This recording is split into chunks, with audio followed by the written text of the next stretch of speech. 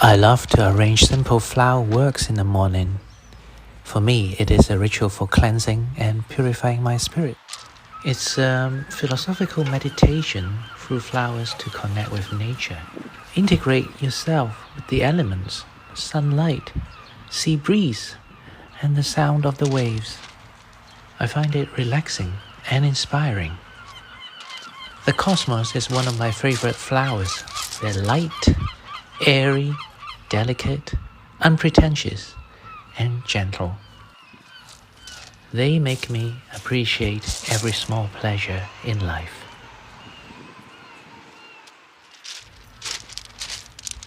And I drink in all the beauty that surrounds me, and then I'm ready for the rest of the day.